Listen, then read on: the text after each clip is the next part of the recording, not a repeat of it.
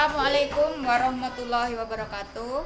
Perkenalkan, nama saya Suryaningsih, calon guru penggerak dari SD Negeri Banjarsari 1, Kecamatan Bantarkawung, Kabupaten Brebes.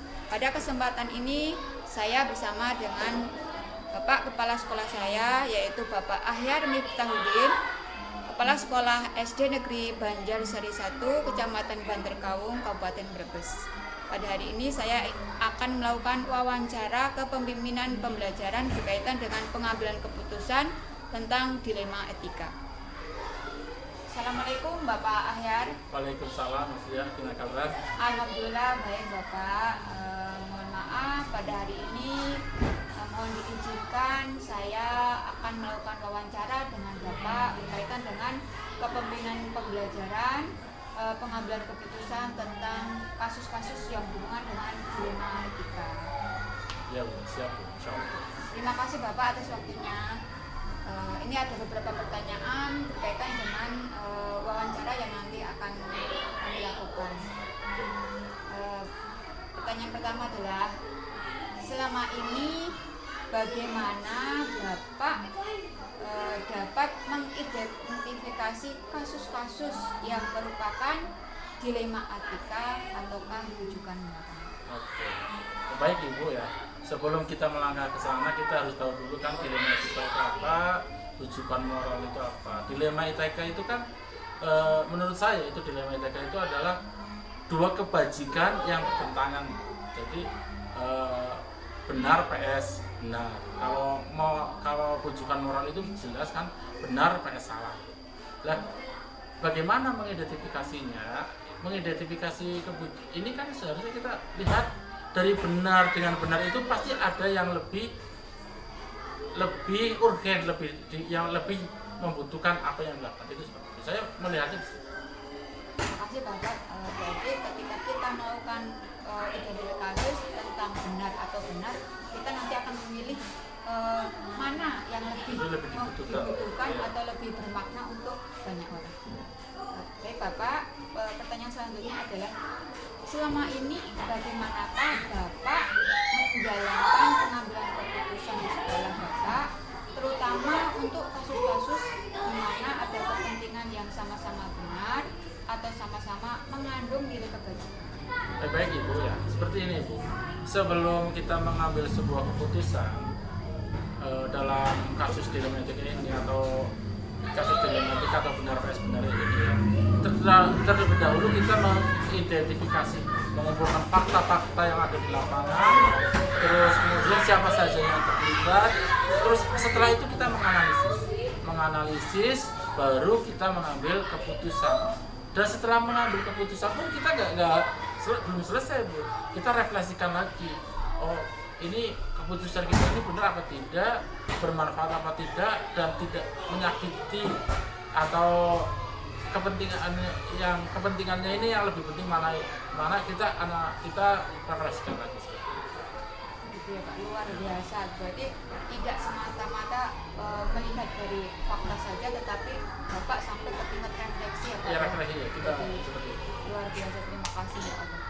Kemudian langkah-langkah atau prosedur seperti apa yang biasa Bapak lakukan selama ini? Kalau bicara langkah-langkah, sebenarnya kalau kita ibarat, saya sering dalam kasus-kasus atau apapun melakukan tindakan itu, kita kalau diumpamakan kita bermain bola, saya menerapkan pola 4-3-3.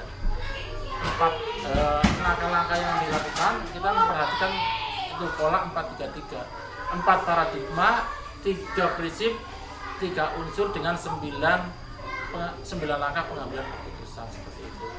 Nah, dalam kasus dilema etika ini, yang saya lakukan yang pertama itu ya mengumpulkan fakta seperti yang tadi, atau mengumpulkan fakta yang terjadi, kemudian menentukan siapa yang terlibat, menganalisis benar salahnya, terus urgennya yang mana, terus membuat alternatif solusi.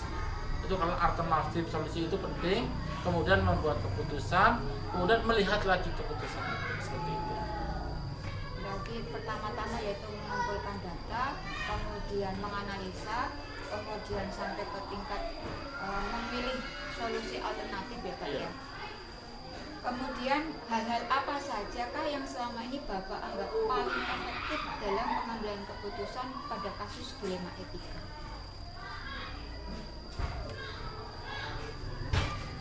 Hal-hal yang paling efektif ini sebenarnya kita menelaah itu siapa saja yang terlibat, terus urgennya, sifat urgennya, kepentingannya, yang paling dibutuhkan itu apa, yang paling membutuhkan itu apa. Karena saya yakin di antara benar dan benar itu ada yang lebih harus didahulukan seperti itu. Jadi kalau benar dengan benar terus ada yang lebih benar, saya tidak meyakini itu, tapi benar dengan benar pasti ada yang lebih harus didahulukan. Berarti titiknya pada urgensinya. Ya. Jadi ketika ada pilihan benar dengan benar, maka yang dilihat urgensinya atau ya. kepentingannya Iya. yang paling bermakna buat banyak. Kemudian tantangan apakah yang selama ini Bapak hadapi dalam pengambilan kasus-kasus dilema etika? Tantangan itu, kalau kita bicara tantangan dalam kasus dilema etika itu mungkin ya yang saya rasakan itu nilai rasa, Bu. Nilai rasa yang paling menjadikan tantangan. Di antara benar dan benar ini kan ada yang harus didahulukan. Tapi wah, ini bagaimana ya seandainya ini yang saya putuskan ini, mereka kecewa apa tidak ya, gitu kan. Itu rasa, itu nilai rasa itu yang kita olah, yang seperti itu, yang biar mereka juga lebih. Itu tantangannya itu dinilai rasanya. Jadi tantangannya dinilai rasa ya Pak ya. Berarti ketika kita mengambil keputusan itu tidak bisa menyenangkan semua orang. Iya. Artinya ketika kita mengambil keputusan yang A, mungkin untuk yang lain B, A, B, C itu ya. belum tentu suka ya Pak ya. Nah, apakah Bapak memiliki sebuah tata kala atau jadwal tertentu dalam sebuah penyelesaian kasus dilema etika? Apakah Bapak langsung menyelesaikan di tempat ataukah memiliki jadwal untuk menyelesaikannya? Bentuk atau prosedur seperti apakah yang Bapak jalani? Oke, baik Ibu. Masalah adakah terjadwal atau tidaknya itu dalam pengambilan keputusan dalam dilema etika ini. Saya tidak mempunyai jadwal, Bu. Tidak mempunyai jadwal yang khusus, tetapi ya walaupun tidak punya jadwal khusus, tetapi ada tata kelola tata kelolanya, Bu. Ada tata kelolanya dengan yang saya sebutkan tadi, dengan menganalisa, mempertimbangkan, memusyawarahkan kasus yang ada, kemudian baik itu secara formal ataupun informal. Jadi ya kalau dikatakan ada jadwalnya, tidak ada. Berarti Bapak tadi mempunyai tata kelola ya Pak ya, dimulai dari musyawarah dengan rekan-rekan rekan-rekan untuk mencari solusi. Jadi itu membutuhkan waktu tentunya ya Pak ya, tapi tidak mempunyai jadwal tertentu kan, dan mungkin tidak diselesaikan di satu waktu itu ya Pak ya. Tidak. Karena biasanya kasus itu kan mempunyai efek yang makanya kita sering seperti itu. Jadi refleksikan dan berarti dengan metode refleksi ya Pak ya. Kemudian adakah seseorang atau faktor-faktor apa yang selama ini mempermudah atau membantu Bapak dalam pengambilan keputusan dalam kasus-kasus dilema etika? Baik Ibu, kalau masalah adakah yang mempermudah, sebenarnya yang mempermudah itu kita sendiri di dunia kita itu kan di dunia pendidikan. Jadi satu dunia pendidikan itu kan homogen istilahnya, gurunya atau semuanya homogen. Jadi saya merasakan di dunia pendidikan itu orang-orang yang profesional.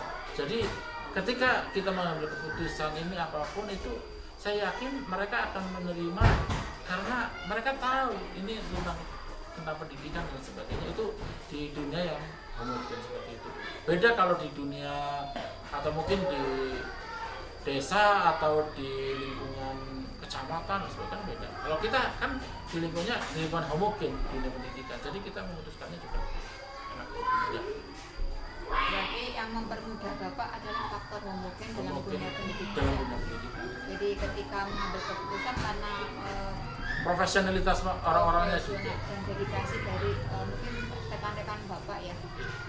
Jadi membantu Bapak untuk mempermudah menjalankan keputusan tersebut. Iya, kalau boleh diulang itu kami kan dalam mengambil keputusan itu kan rekan-rekan guru, terus komite yang ini kan bisa diajak musyawarah, itu kan orang-orang yang mungkin diberikan Satu visi, satu visi. Iya. Kemudian dari semua hal tadi yang telah disampaikan, pembelajaran apakah yang Bapak petik dari pengalaman Bapak selama ini dalam mengambil keputusan dilema etika? Pembelajaran yang saya petik ini adalah dalam melakukan dilema etika itu seperti ini. Pembelajaran yang paling ini kita belajar untuk menganalisa. Itu yang menurut saya nilai yang pembelajaran yang sangat luar biasa. Ketika kita mampu menganalisa dengan benar, mengumpulkan data dengan benar, maka kita akan membuat keputusan yang benar juga seperti itu. Jadi kemampuan menganalisa itu yang menurut saya yang sebagai banyak yang kita manfaatkan untuk belajar. Berarti Bapak tadi pembelajaran yang sangat penting di sini adalah menganalisa studi kasus tersebut sehingga menghasilkan keputusan yang tepat dan berusaha untuk bermakna untuk semua pihak. Betul. Terima kasih Bapak atas waktu dan kesempatan yang telah Bapak berikan kepada saya sehingga saya bisa melakukan wawancara dengan Bapak. Mohon maaf sekali telah mengganggu waktu Bapak. Terima kasih Bapak. Oke Ibu, terima kasih. Demikian tadi wawancara kami. Semoga apa yang telah kami lakukan tadi, wawancara tadi, menambah pengetahuan buat saya, menambah pembelajaran buat saya tentang pengambilan keputusan dalam kepemimpinan pembelajaran, dan semoga kedepannya bisa berkarya lebih baik. Demikian dari saya, wabillahi taufik wal hidayah. Wassalamualaikum warahmatullahi wabarakatuh. Terima kasih Bapak Ayat. Terima kasih Bu. Selamat siang. Selamat pagi.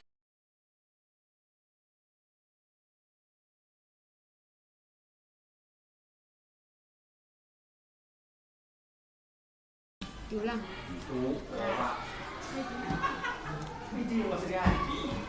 Assalamualaikum warahmatullahi wabarakatuh. Perkenalkan, nama saya Suryaningsih, calon guru penggerak angkatan 9 dari SD Negeri Banjarsari 1, Kecamatan Bantarkawung, Kabupaten Brebes. Kali ini saya bersama dengan Bapak Sumarno SPD selaku Kepala Sekolah SD Negeri Pangebatan 05, Kecamatan Bantarkawung, Kabupaten Brebes. Pada kesempatan kali ini saya ingin melakukan wawancara tentang pengambilan keputusan dalam kepemimpinan pembelajaran studi kasus dilema etika. Assalamualaikum Bapak Sumarno. Waalaikumsalam Bu Surya. Selamat siang. Selamat siang juga. Mohon maaf Bapak, kali ini saya ingin minta izin, mohon waktunya mengganggu waktu Bapak. Kami ingin melakukan wawancara tentang kepemimpinan pembelajaran, pengambilan keputusan, studi kasus dilema etika. Bagaimana Bapak? Oke. Apakah diizinkan? Siap. Ya. Boleh. Tapi sesuai dengan kemampuan saya Bu ya. Jawabannya sesuai dengan kemampuan saya karena mesti orang mesti ada bataskan kemampuannya. Oke. Silakan, boleh saja. Nanti kami akan mengajukan beberapa pertanyaan terkait dengan studi kasus pengambilan keputusan dilema etika. Baik Bapak, kami mulai wawancaranya nggih. Pertanyaan pertama adalah, selama ini bagaimana Bapak dapat mengidentifikasi kasus-kasus yang merupakan dilema etika ataukah rujukan moral? Ya, kami setiap sebuah pendidikan itu mesti ada sebuah permasalahan, yaitu seperti dilema etika maupun rujukan moral. untuk dilema etika itu mesti ada ya. Apalagi rujukan moral yang hubungannya dengan aturan yang sudah berlaku, harus ada suatu kebijakan itu mesti ada.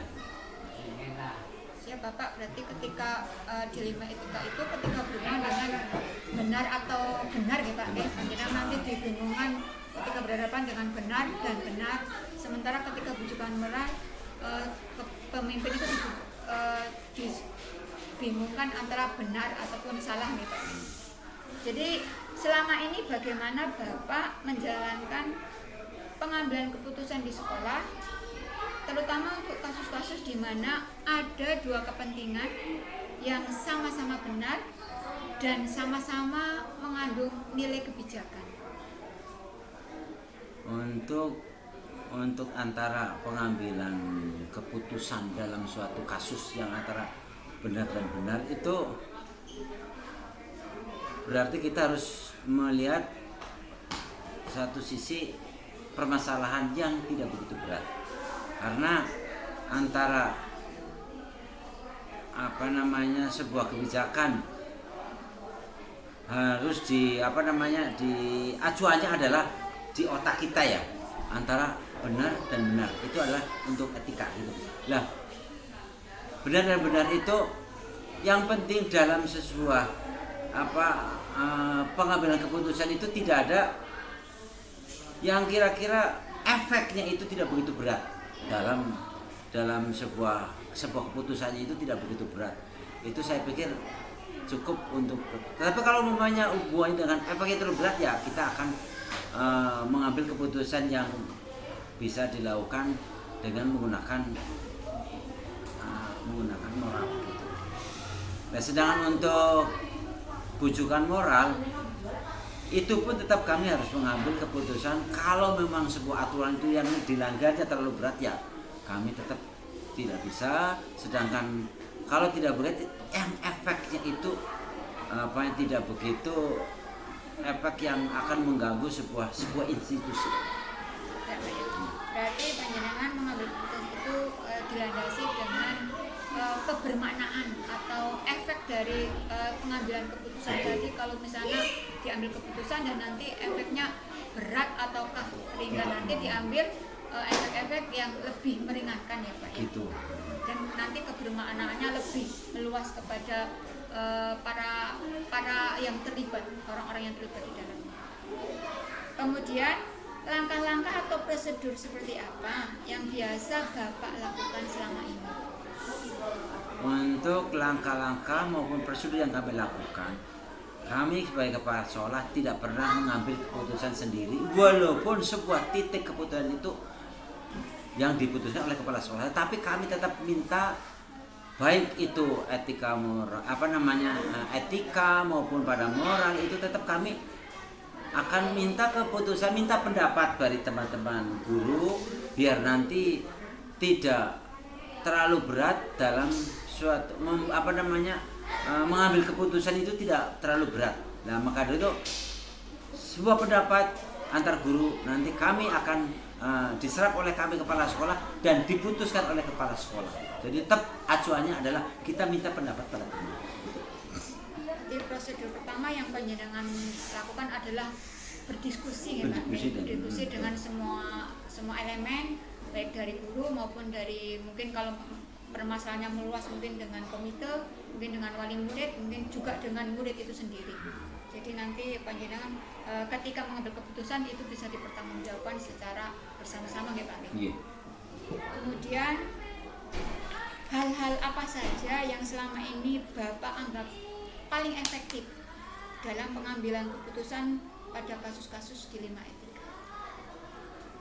Untuk kasus-kasus dilema etika yang paling efektif yaitu kami minta teman-teman untuk terutama yang punya kasus gitu ya, itu kami obroli, kita panggil, kita saling sharing bagaimana keputusan biar kami akan mengambil keputusan itu tidak begitu fatal. Dan jadi yang penting kami itu akan yang punya permasalahan itu akan kami panggil untuk bersama-sama didiskusikan. Berarti panjenengan nanti ketika mengambil keputusan yang paling efektif itu mendudukkan semua yang terlibat nih Pak, Betul, di satu nanti mendapatkan satu pemahaman dan satu keputusan yang bisa dipertanggungjawabkan. Betul. Kemudian apakah tantangan apakah yang selama ini Bapak hadapi ketika mengambil keputusan dalam kasus-kasus dilema etika? Tantangan yang paling besar itu Tantangan yang paling besar biasanya itu untuk merubah sikap, karena yang selama ini teman guru itu kalau kami nasihati, kami diskusikan dengan teman guru yang punya problem itu biasanya oke, tapi pada akhirnya ada tetap melanggar dan juga kurang kurang bisa melakukan apa yang diinginkan gitu. berarti tantangan terbesar itu ketika orang-orang yang terlibat ataupun orang-orang yang sudah mengaminkan keputusan tersebut tapi tidak bisa konsisten ya Pak ya. Konsisten betul. Akhirnya terjadi pelanggaran lagi dan pelanggaran Pelanggaran lagi. Itu paling berat itu paling sebenarnya. berat ya Pak ya. Ya semoga kedepannya nanti bisa lebih ini ya Pak ya. Betul. Lebih konsisten lagi teman-teman. Teman. Kemudian adakah seseorang atau faktor-faktor apa yang selama ini mempermudah atau dalam membantu Bapak dalam mengambil keputusan? Hal-hal yang paling mudah kami dalam melakukan keputusan itu yaitu kami melakukan antar teman itu sebagai sahabat. Jadi kita anggap saja sebuah diskusi, sebuah obrolan, biar mungkin teman juga bisa memberi masukan pada saya, atau mungkin saya bisa memberikan sesuatu masukan pada teman biar nanti kita memutuskannya kepenak. Jadi tidak ada istilahnya sebagai atasan yang jauh dan juga bawahan yang terlalu jauh. Jadi kita tidak mau menjaga jarak, kita harus bersama gitu. Yang kami lakukan seperti itu. Berarti yang faktor yang paling memudahkan Bapak itu karena terjadi adanya kekeluargaan ya Pak ya? Tidak ada gap di antara para guru ataupun rekan sejawat sehingga terjadi komunikasi yang efektif dan nanti menimbulkan keputusan yang bisa dipertanggungjawabkan. Jadi sama-sama enak gitulah. Kemudian apakah Bapak memiliki sebuah tata kelola atau tata kelola jadwal tertentu dalam sebuah penyelesaian kasus dilema etika? Apakah langsung diselesaikan saat itu ataukah memiliki jadwal dalam menyelesaikan? Sejujurnya untuk dalam dilema etika itu kami biasanya setiap ada problem biasanya kami sharing dulu dengan teman gimana permasalahannya, nanti baru kami memang tidak ada jadwal khusus untuk kami. Biasanya kami ada problem seperti ini, kami obrolkan sharing dengan teman, terus nanti yang bersangkutan baru saya panggil gitu. Jadi tanpa harus kita pakai jadwal. Ada problem kami pecahkan bersama. Berarti tidak diselesaikan secara langsung ya Pak, karena ketika diselesaikan secara langsung mungkin masih pada emosi. Wah, ya. betul. Gitu. Artinya nanti akan menimbulkan hal yang tidak diinginkan karena masih emosinya tinggi. Jadi nanti panjenengan dibicarakan dulu dengan teman-teman ini Pak untuk mencari solusinya, menunggu semuanya mereda ya Pak. Kemudian ini pertanyaan terakhir Pak. Dari semua hal yang telah disampaikan, pembelajaran apa yang Bapak petik dari pengalaman Bapak sendiri ketika mengambil keputusan dilema etika? Pengalaman yang saya petik dari hal ini, kita tidak semua orang bisa berubah secara gratis karena semua orang pernah muda. Jadi saya pun mengalami hal seperti itu. Hanya saja apa yang saya alami ini biar tidak terjadi pada teman, saya pun memberikan pada masukan pada teman. Ini yang akan terjadi. Saya mengalami itu dulu, mungkin saya juga mengeluhkan seperti itu. Nah, seperti yang sekarang alami oleh teman, saya mengalami hal seperti ini biar tidak terjadi pada teman gitu. Sebuah umpan balik lah untuk kami gitu.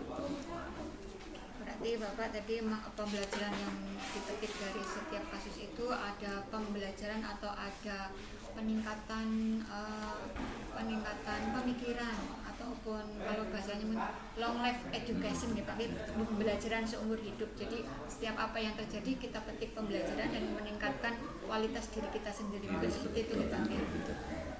Demikian, terima kasih Bapak, terima kasih sekali telah memberikan waktu pada saya untuk melakukan wawancara, dan semoga apa yang Bapak sampaikan itu ini menjadi sesuatu yang sangat bernilai buat saya, menjadi masukan, menjadi pengetahuan, menjadi pengalaman yang tidak terlupakan buat saya untuk kedepannya. Saya nanti bisa mengambil pelajaran dari Bapak dari apa yang Bapak sampaikan dalam menangani kasus-kasus dilema etika kedepannya. Terima kasih sekali Bapak. Demikian tadi wawancara yang kami lakukan dengan Bapak Sumarno selaku Kepala Sekolah SD Negeri Pangebatan 05 Kecamatan Banterkawung, Kabupaten Brebes, dan semoga saja apa yang telah tadi beliau sampaikan kepada saya menjadi sesuatu pengalaman yang sangat berharga, dan nanti kedepannya bisa saya sebagai masukan, sebagai acuan untuk kedepannya saya barangkali dihadapkan dengan hal serupa bisa melakukan pengambilan keputusan yang tadi saya belajar dari Bapak Sumarno, Kepala SD Negeri Pangebatan 05. Terima kasih sekali Bapak. Selamat siang. Wassalamualaikum warahmatullahi wabarakatuh. Waalaikumsalam warahmatullahi wabarakatuh.